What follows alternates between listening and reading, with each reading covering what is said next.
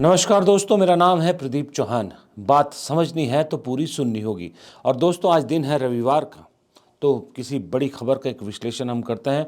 और इस हफ्ते की मेरे हिसाब से बड़ी खबर है वो 272 की गैंग। जी हाँ, मैं गैंग शब्द का इस्तेमाल इसलिए कर रहा हूँ क्योंकि उन्होंने जो करने की कोशिश की वो किसी भी तरह से इस देश के संवैधानिक सिस्टम या लोकतांत्रिक सिस्टम को मजबूत करने वाला तो कतई नहीं था। एक लीडर ऑफ अपोजिशन के खिलाफ एक ओपन लेटर और एक हवा बनाने की जो कोशिश की गई वो लोकतंत्र के लिए घातक ही साबित होगा। इसलिए मैंने ये गैंग शब्द उनके लिए इस्तेमाल किया है। जो उन्होंने कोशिश की, उस कोशिश के चक्कर में बेचारे खुद एक्सपोज हो गए, साथ में लोगों के दिलों में और ज़्यादा शक पैदा कर गए कि वे कुछ तो है जो चुनाव आयोग गड़बड़ कर रहा है, वरना बार बार उनको बचाने की कोशिश क्यों जारी, क्यों लोग उनके सपोर्ट में आ रहे हैं।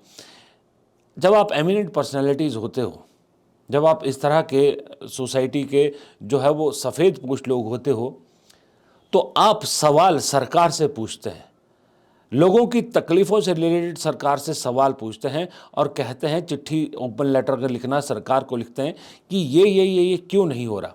जनता ने आपको चुना है तो उनकी समस्याओं का समाधान क्यों नहीं हो रहा। ये पहली बार हुआ कि जब सरकार के समर्थन में लीडर ऑफ अपोजिशन से ये सवाल पूछे जा रहे हैं, सरकार से भी नहीं, इनफैक्ट एक संस्थान से जिसको लेकर लोगों को शक है, जिसको लेकर सवाल उठ रहे हैं और उन सवालों का जवाब नहीं दे रहा।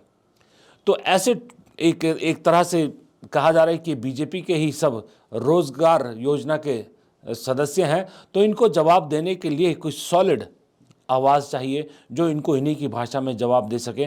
तो उसके लिए आज हमारे साथ जुड़ेंगे वरिष्ठ पत्रकार और बेबाक तरीके से अपनी बात रखने वाले अजय शुक्ला जी। तो दोस्तों, जैसे कि आप देख सकते हैं कि अजय भाई स्क्रीन पर आपके सामने आ गए हैं, और जैसा मैंने कहा था कि बराबर का जवाब देने के लिए एक बराबर का आदमी चाहिए, तो अजय शुक्ल जी से बेहतर कोई इन 272 गैंग 272 को जवाब दे नहीं सकता।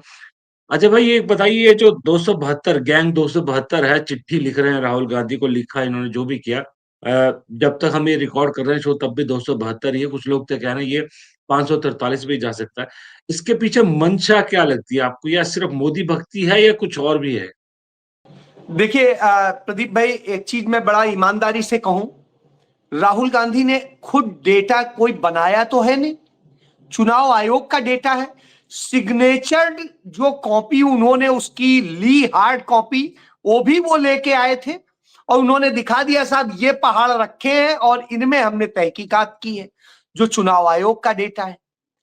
अब उसी डेटा की कमियों को उन्होंने बताया क्या क्या गड़बड़ियां।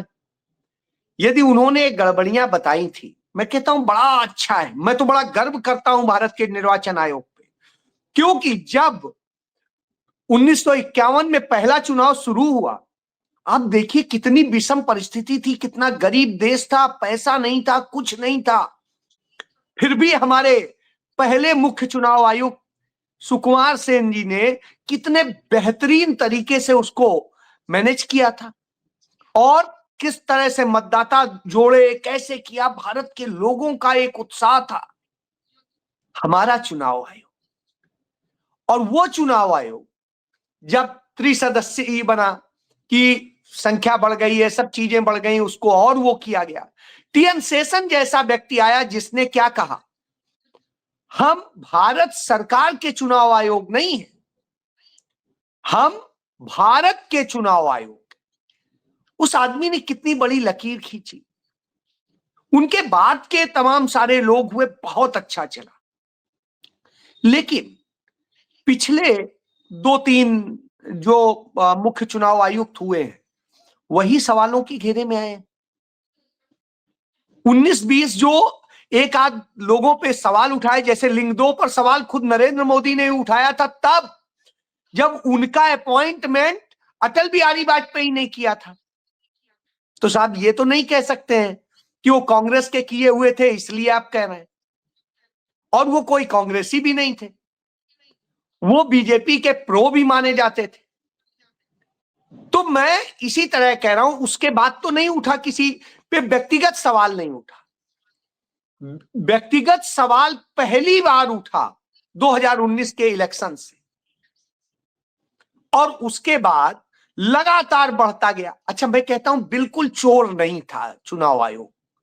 साहब, क्या जरूरत है प्रदीप चौहान को या अजय शुक्ला को कि ये हमें प्रोटेक्शन दीजिए कि हम कोई भी काम कर ले, बुरे से बुरा कर ले, गलत से गलत कर दे, फिर भी हम पर मुकदमा नहीं चल सके, हम पर कोई क्रिमिनल केस ना हो सके, हमें पूरा एक्सक्यूज कर दिया। ये तो भारत के मुख्य न्यायमूर्ति के लिए भी नहीं है, प्रधानमंत्री के लिए भी नहीं। तो क्यों ये किया जा रहा है? क्योंकि चोर जब होता है तो उसे डर लगता है। तो वास्तव ये है कि बचाव उसे चाहिए है जो व्यक्ति है। हम तो कहते हैं आपको चेक करना है कि हमने क्या चोरी किया, ये मेरे घर में जहां चाहिए जो चाहिए चेक कर लीजिए। क्यों? हम चोर नहीं है। प्रदीप चौहान भी ये बात कह देंगे, लेकिन कोई चोर तो नहीं कहेगा, भ्रष्ट आदमी तो नहीं कहेगा। तो साहब, जब हम ये कह रहे हैं तो फिर इसका मतलब है कहीं ना कहीं तो गड़बड़ है, और गड़बड़ है तो राहुल गांधी उसको सबूत लेके आ गए और उन्होंने आरोप नहीं लगाया, उन्हीं सबूतों को बताया कि ये फैक्ट है चुनाव आयोग के डेटा में। अब यदि वो गलत कह रहे थे, गलत सबूत पेश कर रहे थे, या कोई और चीज थी, आप कहते राहुल गांधी ने जो सबूत दिए वही गलत है। आपने ये तो नहीं कहा, आपने कहा कि नहीं बस सब वो गलत बोल रहे हैं। अरे गलत बोल रहे हैं, बताइए उनके जो क्वेश्चन थे आप उनका जवाब दे दो। उनमें से उन्होंने 3 प्रेस कॉन्फ्रेंस की, 3 में से तीनों में उन्होंने किसी में जवाब नहीं दिया। अभी जब लोकसभा के डेटा मांगा गया, सीसीटीवी फुटेज, कोर्ट ने कहा तो कोर्ट में ही उन्होंने कहा कि हमने डिलीट कर दी। साहब, डिलीशन का आपने बनाया क्या? आप बताइए ना मुझे कि 2024 के पहले पहले कभी मना किया जाता रहा हो सीसीटीवी फुटेज देने से, कभी मना किया जाता रहा हो किसी सूचना देने से, कभी मना किया जाता? जब इतने सालों से कुछ नहीं मना किया गया तो अब आपको देने में क्यों दिक्कत आ रही है, क्यों मनमानी हो रही है? पहले होता था कोई भी डिसीजन जब लेता था चुनाव आयोग तो सारी स्टेक होल्डर्स को बैठाता था, सारी राष्ट्रीय पार्टी होती थी, यदि किसी राज्य का मसला होता था तो उस राज्य की भी क्षेत्रीय पार्टियां होती, और उन सब के साथ डिस्कस होने के बाद में फाइनल डिसीजन लिया जाता था। आज तो मनमानी है, हमने करना है, हम तानाशाह। तो साहब, जब ये करेंगे, चुनाव आयोग कहे एक भी गलत नहीं हुआ है बिहार में, लेकिन उसी सुप्रीम कोर्ट में पेश कर दिया गया जिन्हें आपने मरा कहा, ये देखिए जिंदा खड़े, जिनको आपने जैसे कहा उससे उलट खड़ा है। जब सारे सबूत आ रहे थे सामने, बीएलओ खुद ही फॉर्म भर दे रहे थे, खुद ही साइन कर दे रहे थे, ऑन कैमरा सारी चीजें आ गई, फिर आप फिर भी कह रहे हैं फेयर है। और जब ये फेयर बताएंगे तो स्वाभाविक सी बात है, राहुल गांधी ने इस देश की लोकतंत्र, इस देश के कॉन्स्टिट्यूशन को, उसके सम्मान को बचाने के लिए किया कि भविष्य में वो संदेह से परे हो। लेकिन आपने उसे इतना खराब कर दिया, और फिर बचाव में कौन उतरता था? भारतीय जनता पार्टी।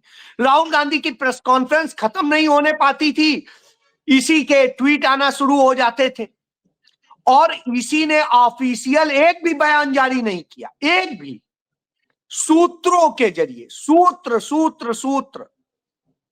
अब आप बताइए, आपकी हिम्मत नहीं है एक बीच में राहुल गांधी को एक लिखित जवाब ही दे देते कि आपने तारीख इतने को ये किया था, ये 3 क्वेश्चन उठाए थे, इसका जवाब ये है, आपने झूठ बोला है, क्यों बोला है, ये है, इसका हमने जांच की, ये है, इसका ये है, ये है। आप तो नहीं बोल पाए। यानी आपने चोरी करी, आपने इस देश के लोकतंत्र को नुकसान पहुंचाया, कॉन्स्टिट्यूशन को नुकसान पहुंचाया, और जब आपके पास कुछ बचाव के लिए नहीं बचा तो आपने 272 उन अफसरों का गैंग उतार दिया जो वास्तव में आरएसएस का है, बीजेपी का है। और दूसरा सबसे बड़ी बात, राहुल गांधी क्या कहते हैं, इस देश के डेटा के साथ कहते हैं इस देश के 1% लोगों के पास भारत की संपत्ति का 50% है, यानी वही 50% मालिक। तो साहब ये जो 272 नाम है, सबको देख लीजिए, ये वही 1% वाले हैं जिन्होंने मलाई खा ली है, और मलाई के कारण उन्हें मजबूरी है बोलना। मैं उदाहरण के साथ देता हूं। 16 जजेस थे, जिनमें 2 सुप्रीम कोर्ट के थे। 16 के 16 कोई ब्राह्मण है, कोई राजपूत है, कोई खत्री है, कोई जो है दूसरी और सवर्ण जाति का है। एक भी ना तो कोई पिछड़ा है, ना कोई आदिवासी है, ना अल्पसंख्यक है, ना कोई। ये 16 जजेस का हो गया। इसी तरह ब्यूरोक्रेट्स का हो गया। अब इनके रिलेशंस बता देता हूं। गोयल, आदर्श गोयल सबसे पहला नाम लिखा हुआ है। आदर्श गोयल ये कौन है? सुप्रीम कोर्ट से रिटायर हुए और सुबह नोटिफिकेशन जारी हो गया, एनजीटी के चेयरमैन लगा दिए। ये एनजीटी के चेयरमैन लगाए गए और दिल्ली हिंदुस्तान की सबसे प्रदूषित राजधानी बन गई। इन्होंने इतनी रियायतें दे दी, रियल एस्टेट्स के लिए काम किया कि देश के तमाम हिस्सों में तमाम समस्याएं पैदा हो गई। एक चीज, इनके फैसले विवादों में। दूसरे, हेमंत गुप्ता चंडीगढ़ में ही रहते थे, उनके खिलाफ ईडी के जो रीजनल डायरेक्टर थे निरंजन सिंह, उन्होंने पूरी जांच की थी, और अरुण जेटली के ही समय में, और पूरी जांच रिपोर्ट में बताया था कि कैसे जो इस समय एक वहीं पे एडिशनल सॉलिसिटर जनरल बने हुए, उनके साथ मिलकर के किस तरह से उन्होंने पूरी मनी लॉन्ड्रिंग की है, अरबों रुपए का घोटाला किया है, सारी चीजों के उन्होंने दस्तावेज दिए हैं। बावजूद इसके उन्हें मतलब आउट ऑफ वो करके और ले जाके सुप्रीम कोर्ट ले जाया गया और वो किया गया। और ये उन्हीं जजों में शामिल थे जिन्होंने ईडी को यह अधिकार दिया कि हाँ वो कुछ भी करे। तो अब आप समझिए, इसके अलावा भी जो है सबका गिना सकता हूं। एक वो है जो दिल्ली हाई कोर्ट से रिटायर हुए, रिटायर होते ही उन्हें हरियाणा सरकार क्या है, वाड्रा का जो लैंड डील वाले मामले की जांच के लिए कमीशन बना देता है। कमीशन कहता है 3 महीने के लिए बनाया जाता है और 3 महीने में जांच देगा। साहब सालों साल 7 साल निकाल दिए। 7 साल बाद जब रिपोर्ट आती है तो क्या कहते हैं? कुछ नहीं मिला। लेकिन 7 साल मलाई खाई, 7 साल गाड़ी ली, 7 साल तमाम सुविधाएं ली। साहब कहां जाएंगे? भाजपा के आरएसएस के करीबी हैं। इसके बाद में आपको नाम बता देता हूं आईएएस अफसरों में। आप देखिए, एक संजीव त्रिपाठी है, रॉ के चीफ रहे हैं, आईपीएस ऑफिसर है। अब आप ये सोचिए, ये Sanjeev Tripathi officially BJP join कर चुके और वो व्यक्ति है। इनकी पत्नी जो लक्ष्मीपुरी, सॉरी, ये जो अपने हरदीपपुरी वो है, की पत्नी, हाँ, उनकी पत्नी है साहब, वो है। इसके बाद में आप देखिए, इसके बाद में है निर्मला कौर, ये डीजीपी रही है झारखंड में। ये भी ऑफिशियली बीजेपी ज्वाइन कर चुकी इसी चुनाव के पहले। इसी तरीके से वाईसी मोदी के अपॉइंटमेंट से लेके सीबीआई से लेके सब चीजों का पूरा जो रहा है वो किसी से छिपा नहीं है, और एनआईए के डायरेक्टर तक बना दिया गया। और इसी तरह से मैं ढींगरा का बता ही चुका हूं, आदर्श का बता ही चुका हूं। जी जी जी जी। अजय भाई, तो अजय भाई, ये सारी चीजें तो बहुत सोशल मीडिया पर मेरा ये कहना है कि जब जिस तरह से चुनाव आयोग को बचाने की कोशिश की, यानी जिस तरह से चुनाव आयोग को बचाने के लिए पूरा सरकारी तंत्र उतर गया, उससे तो मुझे लगता है चुनाव आयोग की क्रेडिबिलिटी पे और सवाल खड़े होते हैं। लोगों का शक और पुख्ता होता है कि कुछ तो है जिसको छुपाया जा रहा है। मैं आपसे ये जानना चाह रहा हूँ कि क्या सरकार को, खास करके मोदी जी को, अब ये डर सताने लगा है कि जिस तरह से कांग्रेस ने बिहार की हार के बावजूद ऐलान किया है कि एसआईआर के मुद्दे को लेकर एक जन आंदोलन के रूप में इसको जो है पूरे देश के कोने कोने तक ले जाया जाएगा, क्या सरकार को आशंका है कि ये एक बहुत बड़ा मुद्दा होने वाला है, इसलिए चुनाव आयोग को बचाने की कवायद में अभी से जुट गए हैं? स्वाभाविक सी बात, एसआईआर के जरिए बिहार का चुनाव जीता गया है। इसका उदाहरण अपने आप में है। 128 सीटें हैं जो आपने वोट काटे उसके वोट के अंतर से कम से जीते हैं, यानी 128 से कम कर दीजिए तो सरकार के आसपास नहीं आते हैं। ठीक है, अब आप दूसरी चीज, बाकी मैं छद्म खेलों पे नहीं जा रहा हूं, सिर्फ चुनाव आयोग के ही खेल। पैसे अकाउंट में ट्रांसफर हो रहे थे, अकाउंट में ट्रांसफर हुए तो तारीख और समय सब कुछ है। साहब, चुनाव आचार संहिता लगे हुए में पैसे ट्रांसफर हो रहे हैं, चुनाव आयोग देख रहा है। चुनाव आयोग दूसरे के खिलाफ एफआईआर की धमकी देता है और न जाने क्या क्या करता है, और करता भी है। लेकिन वही चुनाव आयोग दो दो जगह वोट डालने वालों पे कोई कार्रवाई नहीं करता है, कोई रोक नहीं लगाता है। यदि एसआईआर हुई तो क्यों ऐसे हुआ? तीसरी चीज, और वो लोग घूम घूम के आते हैं। कहा जाता है आपके घर से पोलिंग स्टेशन भी नहीं ले जा सकता है कोई पॉलिटिकल पार्टी आपको वोट डालने के लिए। और स्थिति क्या थी? दूसरे राज्यों से ट्रेनों में, दूसरी चीजों में भर भर के लोग लाए जा रहे थे, बसों से लाए जा रहे थे और वोट डलाया जा रहा था। एक मैंने प्रभाकलन जो है, जो प्रभाकर हैं, जो निर्मला सीतारमण के पति हैं, उनका एक मैंने वो देखा और उन्होंने जो कहा है वो और शॉकिंग है। वो मैं अभी उस पर बहुत ज्यादा मैंने रिसर्च तो नहीं की है, लेकिन देखा है मैंने।